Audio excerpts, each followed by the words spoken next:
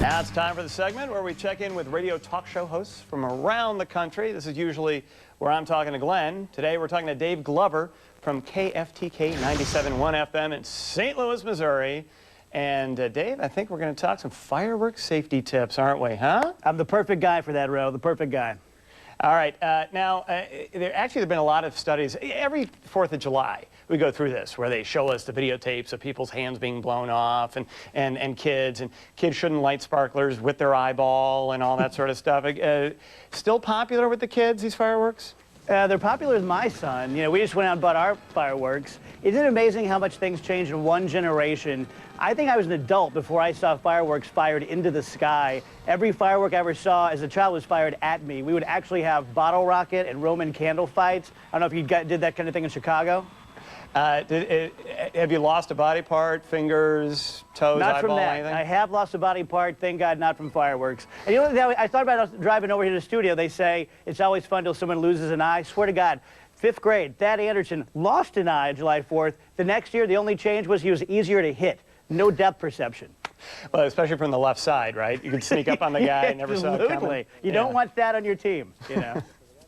Now, you know, every year, this is a very important statistic, every year hospitals treat thousands of firework-related injuries.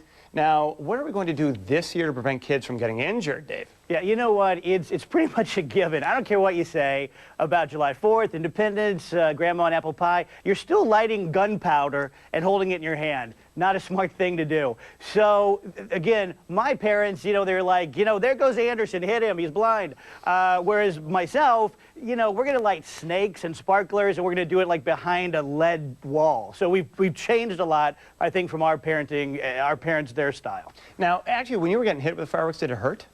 Or oh, yeah. Did you catch fire? Absolutely. Did you roll on the ground? What do you do in a situation like that? Dude, it was like Lord of the Flies where I grew up. We would play Army, and then the guys would be like, oh, you didn't hit me. So we'd get pellet guns. We would actually shoot each other, so. All right, now, because did you ever come home on fire? And your mom was like, all right, Dave, that's it. No dinner for you. That is the 6th time this week you've come home on fire. Again, yes, but not from fireworks, so, you know. I still come home on fire sometimes.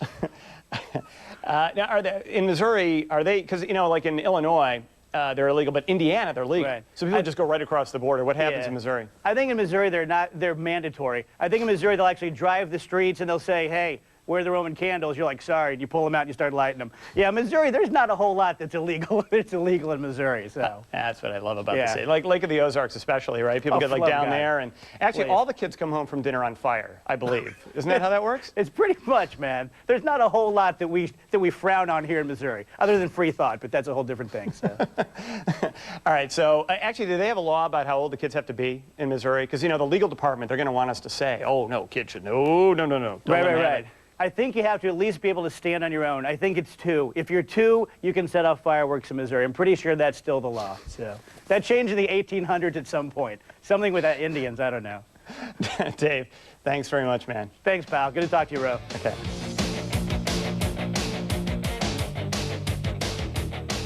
Do the show, because I think Glenn was wearing a lime green shirt with a purple tie. I mean, yes, he was dressed as Barney. I mean, really, pink, maybe something pink with a little, you know, with a little green and.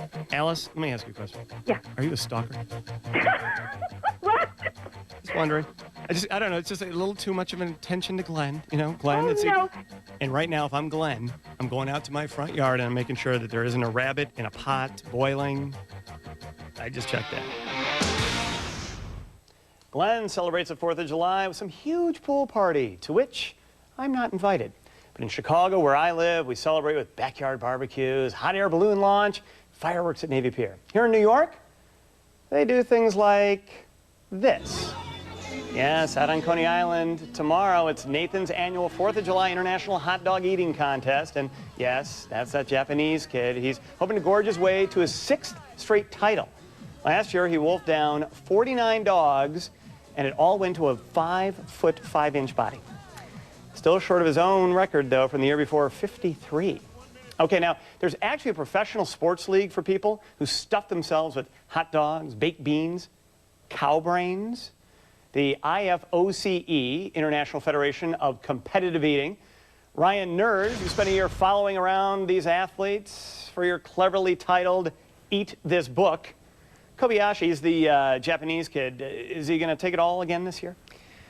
Yeah, I think Kobayashi is probably going to take it this year. I mean, you got to think he's going to take it every year. I mean, he's the best eater alive, certainly in my opinion, the best athlete alive. But this year we got a guy named Joey Jaws Chestnut. Oh, sure, Jaws. You Yeah, know absolutely. Jaws. You know Jaws, of course. He ate 50 in a qualifier. So this might be the first year where we bring back the mustard yellow international belt to American shores. Now, let me ask you something, Ryan. Do you really want to show off like that with 50 in the, the prelims? Is that showboating, do you think?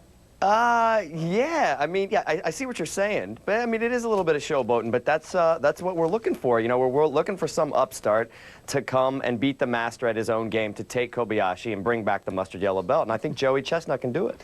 All right, what possibly could motivate people to do this?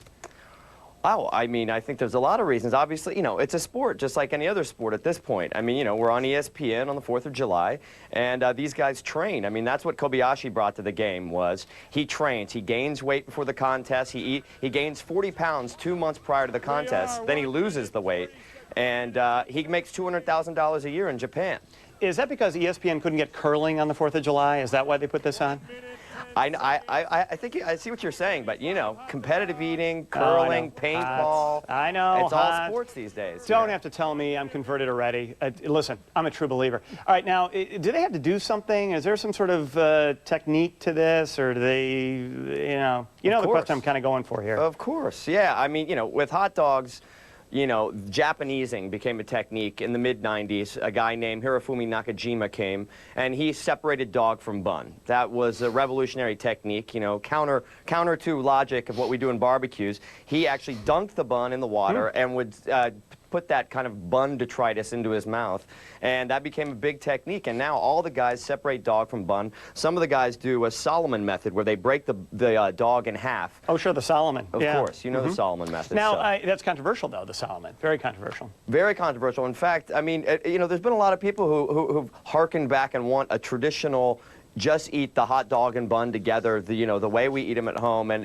it's been very controversial because these guys dunk, and there's all this bun in the water at the end of the contest, and you don't know whether to count the bun against them, and it's been very controversial. Ryan, are women finally finding their way into this sport? Yeah, we have had some trouble capturing the older female demographic, but, we thought maybe we'd do some sort of cold soup competition like gazpacho, but we do have finally, there she is, Sonia Thomas, a.k.a. the Black Widow, the 100-pound wonder of the world. She ate 46 dozen oysters in 10 minutes, 65 hard-boiled eggs in 6 minutes and 46 seconds. She is just a phenomenal, I mean, she's basically a cross between Anna Kournikova and a jackal loose on the Serengeti. Yeah, she's totally Michelle Wee, pal. Ryan, thanks very much. Thank you.